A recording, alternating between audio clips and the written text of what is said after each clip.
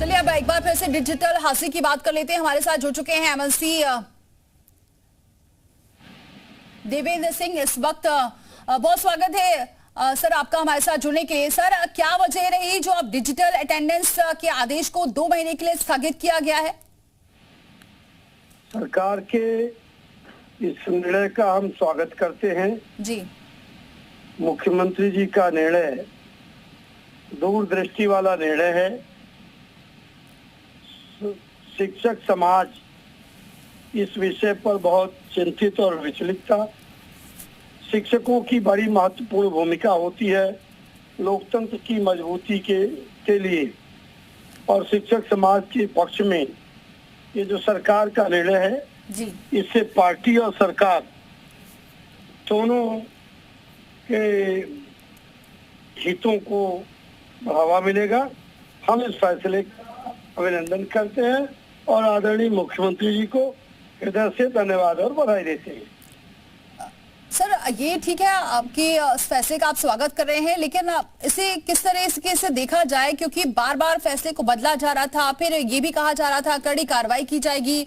फिर क्या लगा, ये माना जाए कि ये थोड़ा जल्दबाजी का फैसला था, उसके बाद पूरा शिक्षक संघ एकजुट हो गया, विरोध करने लगा, इसके बाद इस पर अब ध्यान दिया गया, 2 महीने के लिए स्थगित करके कमेटी बनाई जाएगी, समझाया जाएगा।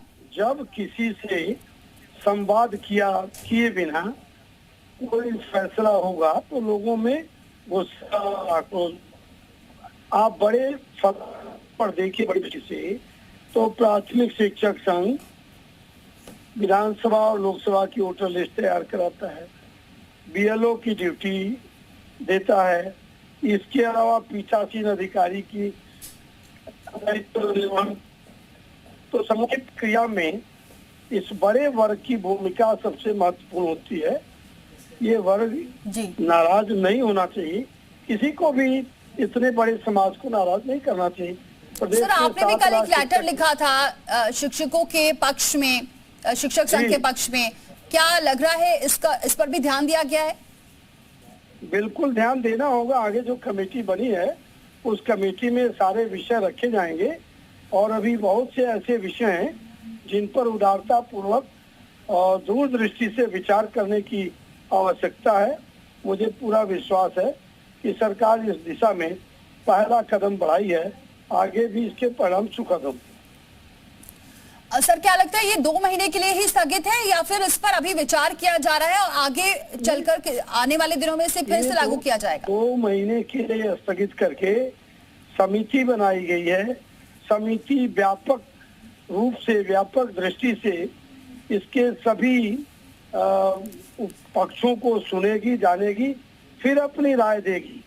हमारा ये मानना है कि कोई नीति और नियम बने तो प्रदेश के सभी संवर्ग के शिक्षकों और कर्मचारियों के लिए बनना चाहिए। ठीक है। तो आगे संवाद का रास्ता खुला है, आगे अच्छे और सुखद परिणाम निकलेंगे, ऐसा मुझे विश्वास है। बहुत शुक्रिया देवेंद्र जी हमारे साथ जुड़ने के लिए।